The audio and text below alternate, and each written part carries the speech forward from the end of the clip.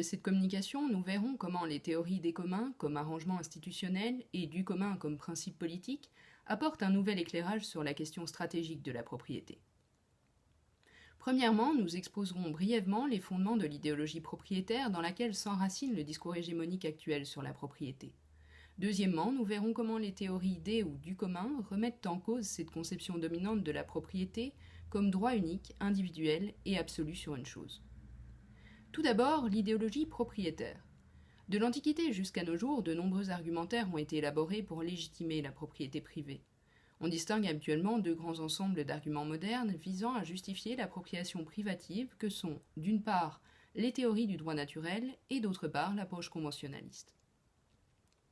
Alors que les théories du droit naturel conçoivent la propriété privée comme découlant de la nature humaine et de l'ordre des choses, l'approche conventionnaliste avance que celle-ci résulte d'un accord commun entre les hommes, entériné par une autorité politique pour permettre à la société tout entière d'atteindre certains objectifs. La manière dont nous concevons encore actuellement la propriété dans la tradition juridique occidentale, et par-delà puisque celle-ci a été imposée au reste du monde notamment lors de l'expansion coloniale, demeure marquée par une certaine conception naturaliste de l'appropriation privative, héritée du théoricien moderne du droit naturel John Locke, et par une autre conception, conventionnaliste cette fois, orientée vers la recherche de l'efficience économique, établie par Jeremy Bentham. Dans le chapitre 5 intitulé « De la propriété » et du second traité du gouvernement, Locke justifie l'appropriation privative de terres jusque-là inappropriées par le travail, et prolonge ainsi la conception subjectiviste de la propriété privée du juriste hollandais Huig de Groot, dit Hugo Grotius en français, envisagé comme un droit plein et entier détenu par un individu, le dominum, sur une chose.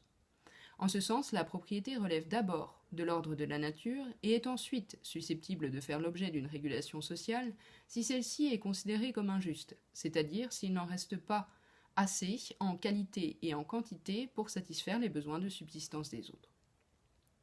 L'approche conventionnaliste formulée par Bentham dans le traité de législation civile publié en 1802 justifie la propriété privée au regard de ses conséquences positives supposées en termes d'incitation et d'efficience économique. Nous nous limiterons ici à rappeler que selon le philosophe utilitariste, pour maximiser le bonheur du plus grand nombre, la garantie de la propriété privée et de ses privilèges prime sur toute forme de justice distributive. On retrouvera cette idée notamment dans le discours néolibéral. En bref, la conception lockéenne de la propriété comme un droit naturel, individuel, légitimé par le travail, soustrait celle-ci à la problématique de la justice distributive. La conception benthamienne de la propriété comme convention permet certes de souligner sa dimension collective, mais au regard de celle-ci, le gouvernement doit faire primer la sécurité offerte aux propriétaires sur la justice distributive. Abordons désormais la question de la propriété telle qu'elle est pensée par les théories des ou du commun. Les théories des ou du commun, en dépit de leurs divergences, ont toutes remis en cause la conception dominante de la propriété, l'idéologie propriétaire présentée précédemment. Il est cependant possible de distinguer deux grandes orientations dans ces travaux. L'une, celle d'Ostrom et Schlager, vise à réformer la propriété privée, tandis que l'autre, celle de Dardot et Laval et Dart et Negri, vise à la dépasser. Selon Ostrom, les communs, ces ressources partagées gérées par des communautés qui fixent ensemble des règles de fonctionnement fondées sur le partage, peuvent constituer un régime de propriété au moins aussi efficient d'un point de vue économique que la propriété privée et que la propriété publique. Il constitue selon elle une troisième voie qui nécessite de revoir notre conception dominante de la propriété comme droit unique, individuel et absolu sur une chose, et de la considérer davantage comme un faisceau de droits. Cette conception de la propriété comme faisceau de droit a été élaborée par l'économiste institutionnaliste états-unien John Commons, qui a mis en évidence le fait que la propriété est une institution politique et que le droit de propriété n'est pas un droit absolu d'une personne sur une chose, mais est en réalité un faisceau de droits partiels par rapport à une chose. Le juriste anglais Honoré a quant à lui précisé les différents droits composant le faisceau de droits, mais il l'a fait à partir d'une conception libérale de la propriété comme pleine et individuelle.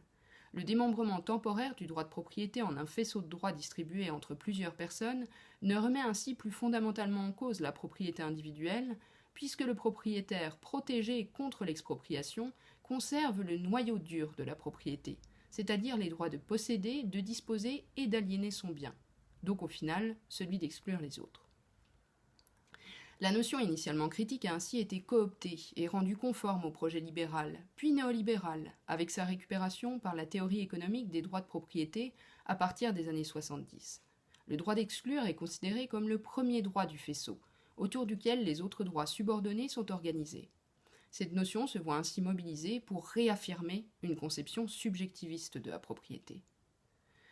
Le faisceau de droit du modèle juridique des communs, décrit par Ostrom et Schlager, semble plus proche des conceptions libérales et néolibérales de celui-ci que de la conception critique de Commons. Le faisceau comporte 5 rayons. Le droit d'accès, le droit de prélèvement des unités de la ressource, le droit de gestion, le droit d'exclure, et finalement, le droit d'aliéner, c'est-à-dire le droit de vendre ou de céder entièrement ou partiellement l'un ou les deux droits d'exclure et de gestion.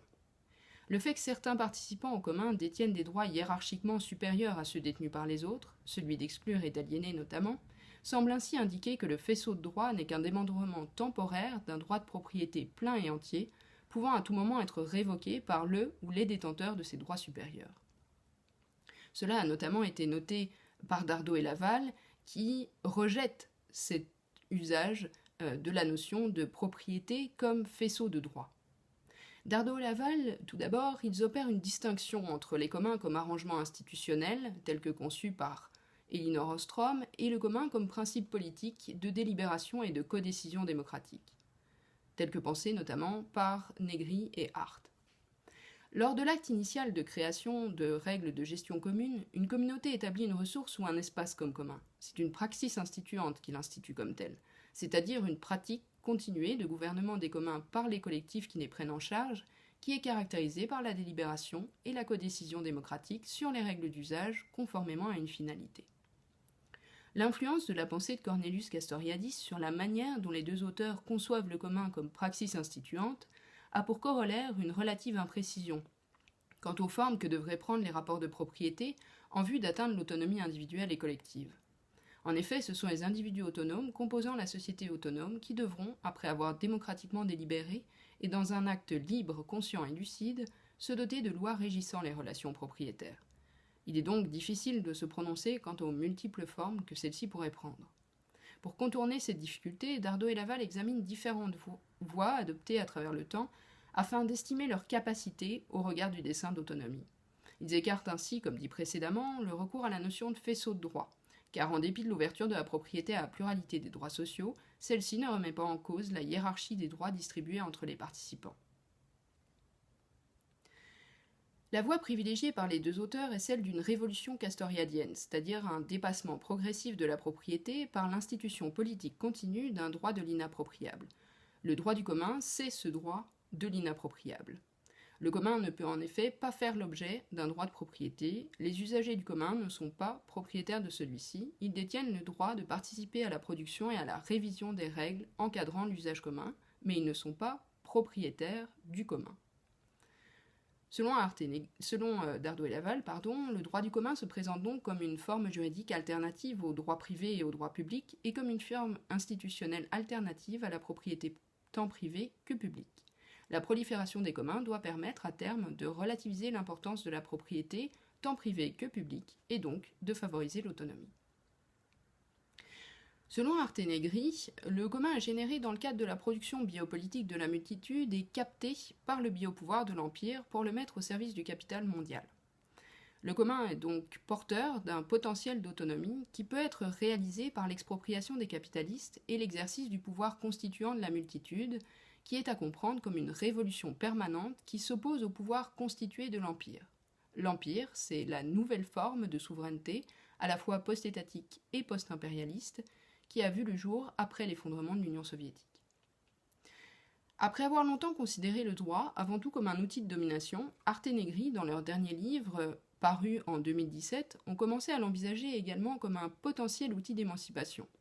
Les deux auteurs rejettent cependant à la fois le recours à la notion de faisceau de droit pour des raisons somme toute assez proches de celles évoquées par Dardot et Laval, mais ils rejettent également le recours au droit public, c'est-à-dire à la constitutionnalisation du commun, pour le protéger de la privatisation, tel que cela est préconisé par certains théoriciens juridiques de gauche, puisque selon eux, les tentatives de destruction du droit du commun, c'est-à-dire un droit social et partagé à la richesse produite socialement dans le cadre de la production et de la reproduction sociale, Ces tentatives de destruction, donc, sont menées de concert par le capital et par l'État, qui perçoivent clairement son potentiel d'autonomie. La propriété sert d'idée régulatrice à l'État constitutionnel et à la domination de la loi, et n'est donc pas compatible avec des rapports sociaux post-capitalistes. Nous vous invitons à consulter la version écrite de notre communication pour en savoir plus sur les apports et les limites des conceptions alternatives de la propriété évoquées dans cette vidéo.